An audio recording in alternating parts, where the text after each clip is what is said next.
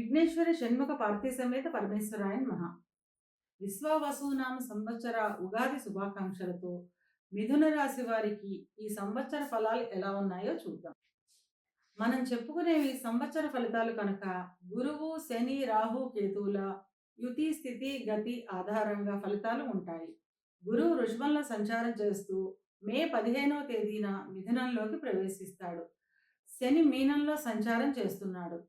రాహు మీనంలో సంచారం చేస్తూ మే 18వ తేదీన కుంభంలోకి ప్రవేశిస్తాడు. కన్యలో సంచరిస్తున్న కేతువు మే 18వ తేదీన సింహంలోకి ప్రవేశిస్తాడు. ఈ గ్రహస్థితిని ఆధారంగా చేసుకొని మిథున రాశి వారికి విశ్వావసునామ సంవత్సర ఫలితాలు ఎలా ఉన్నాయో చిన్న చిన్న పరిహారాలు ఏం చేసుకోవాలో చూద్దాం. మృగశిర 3, 4 పాదాలు, ఆరుద్ర 1, 2, 3, 4 పాదాలు, పునర్వసు 1, 2, 3 పాదాలు కలిపి మిథున రాశిలో ఉంటాయి. మిథున రాశికి అధిపతి బుధుడు. మిథున రాశి వారికి సంవత్సరం ఆదాయం 14, వ్యయం 2, రాజపూజ్యం 4, అవమానం 3. మిథున రాశి వారికి సంవత్సరం మిశ్రమ ఫలితాలు ఉంటాయి. సంవత్సరం మొదట్లో శుభకార్యాల నిమిత్తం అధిక ధన వ్యయం చేస్తారు. గృహ నిర్మాణాది కార్యక్రమాలు వాయిదా పడే అవకాశం ఉంటుంది. ఎప్పటి నుండో ఉన్న చిన్న చిన్న అనారోగ్య సమస్యలు తగ్గుముఖం పడతాయి. ఇక విద్యార్థుల విషయానికి వస్తే విద్యార్థులు చాలా కష్టపడి చదవాల్సిన అవసరం ఉంటుంది. చిన్న చిన్న అనారోగ్య సమస్యలు, మానసిక అశాంతి అధికంగా ఉంటుంది. ఎంత కష్టపడి చదివినా ఫలితాలు సంతృప్తికరంగా ఉండకపోవచ్చును. కనుక గురువారం రోజున దక్షిణామూర్తికి అభిషేకం చేయించడం ద్వారా ఈ ఇబ్బందిని తగ్గించుకోవచ్చును. విదేశాలకు వెళ్ళే విద్యార్థులకి ఈ సంవత్సరం చాలా అనుకూలంగా ఉంటుంది. ఇక ఉద్యోగ ప్రయత్నం చేసేవారికి అధికంగా వాయిదాలు పడే అవకాశం ఉంటుంది.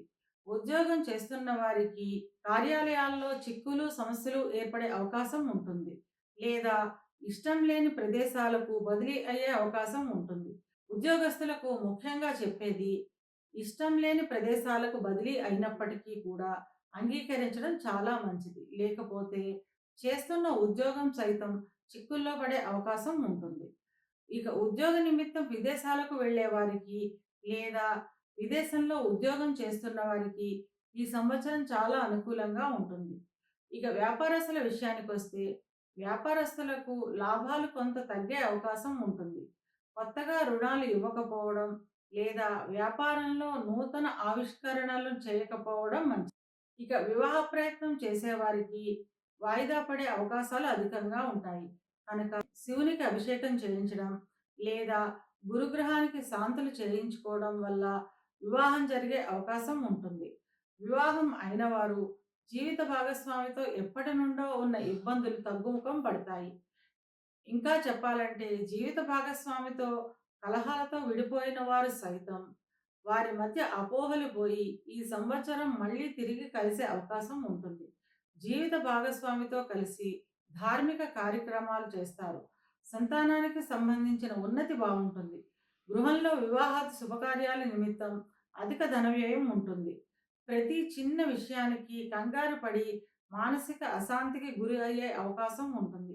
కనుక కంగారు తగ్గించుకొని నిదానంగా ఆలోచించడం చాలా మంచిది. చిన్న చిన్న ఇబ్బందులు ఉన్నప్పటికీ ఈ సంవత్సరం అంతా అనుకూలంగానే ఉంటుంది. ఇవి కేవలం గోచార ఫలితాలు మాత్రమే. గోచార ఫలితాలు పూర్తిగా జన్మజాతక చక్రంపై ఆధారపడి పనిచేస్తాయి. కనుక తమ జన్మజాతక చక్రాన్ని విశ్లేషణ చేయించుకోవాలి అనుకునేవారు కింది నెంబర్కి వాట్సాప్ చేసి కన్సల్టేషన్ తీసుకోండి. మిథున రాశి వారు అనుకూలతను పెంచుకోవడానికి, ప్రతికూలతను తగ్గించుకోవడానికి సోమవారం రోజున శివునికి అభిషేకం చేయించడం ద్వారా అంతా మంచే జరుగుతుంది.